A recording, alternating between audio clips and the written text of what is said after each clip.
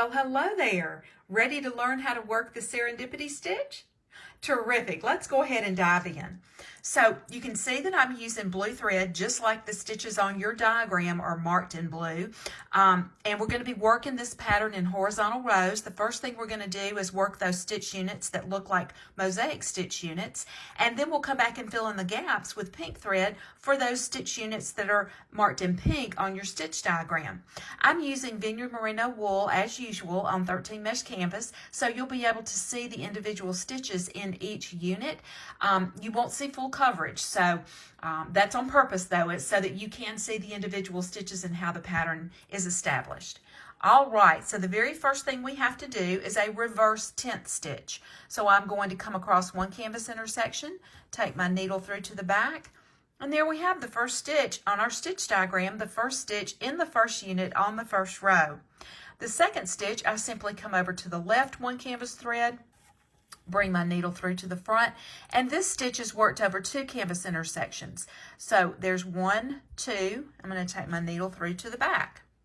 And then the last stitch in this first unit is worked over one canvas intersection again. So we're going to drop down one canvas thread from the starting point of that long stitch in the middle, come through to the front, and work another reverse tent stitch. Now, there's the first unit in the first row of the Serendipity Stitch. Next, in order to get myself in position to work the second unit in the first row, I'm going to find the starting point, which is right here, of that middle stitch, the long stitch, come over to the left 1, 2 canvas intersections, and bring my needle through to the front. And I'm going to work another unit exactly like the first one that I worked. So one short reverse tent stitch, over to the left one canvas thread, a stitch worked over 2 canvas intersections, and this is called a slanted Gobelin stitch. And then I'm going to drop down one canvas thread from that starting point of that long stitch in the middle and work another short reverse tent stitch. Now we have 2 units worked in that first row. I'm going to go ahead and work the other 2 units in this first row so that you'll have a visual and can follow along with your stitch diagram.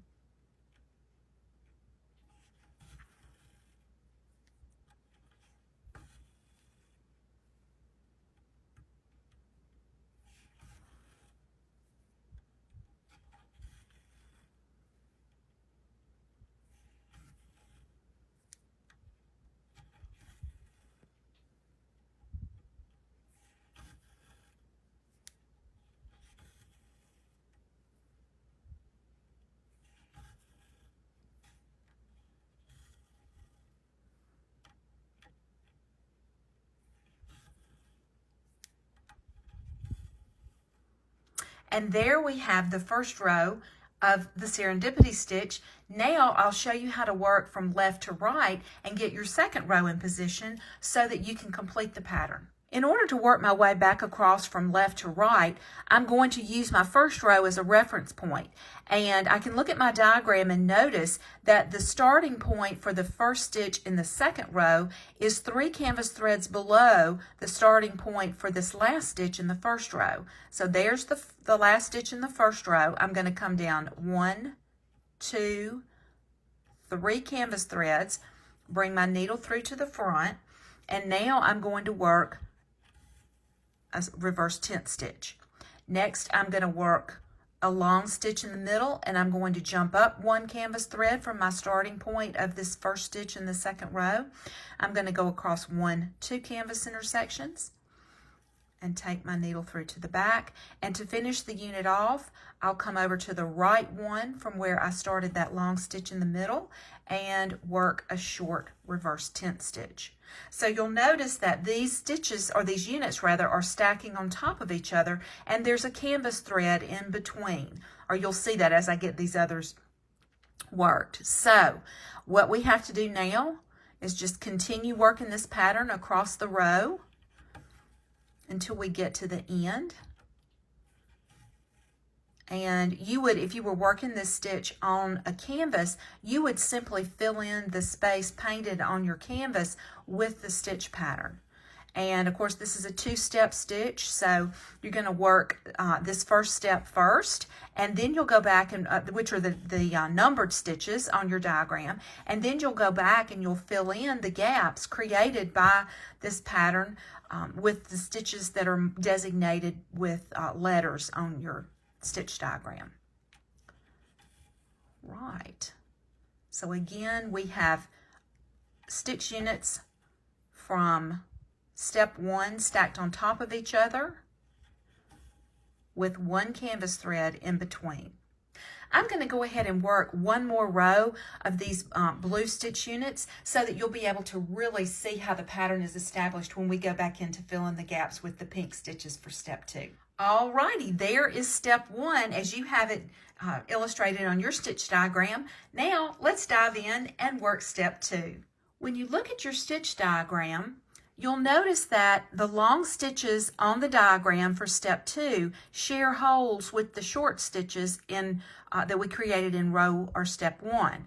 And then the short stitch, the short tent stitch that's in the middle, just covers that empty gap right in the center of those spaces that are between the stitch units and the rows of stitch units. So in other words, all I have to do to get started on this pattern to fill in the gaps is find the hole, or where the stitch rests in the second row. It's the next to the last unit in the second row. Bring my needle through to the front, and then I'm just going to count across 2 canvas intersections and take my needle through to the back, and there I have the first long stitch, because as you notice on your diagram, these stitch units have 2 long stitches and 1 short stitch. So the long stitches are on the outside and the short stitches in the middle. So I've worked the first long stitch in the first unit on the first row of the step 2. No, that's a lot. So there's the short stitch, the tent stitch that's in the middle. And then this last stitch in the first unit, we're just going to come up, or actually go over to the left 1 canvas thread and come up in a shared hole with one of the short stitches in row 2, and come across 2 canvas intersections and take the needle through to the back. So now you can see we have the long, short, long stitch unit established in the first row of step 2. And we're just going to continue along working the long stitches over 2 canvas intersections and making sure that they share holes with the short stitches. And we're going to work the short tent stitch in the middle. And then we'll work another long stitch.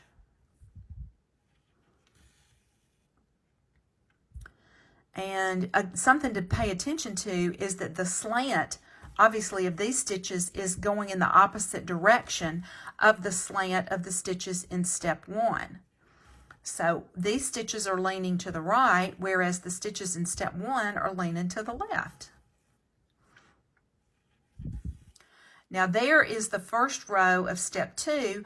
All I have to do to continue along is just drop down and do the same thing that I did in the first row of step 2.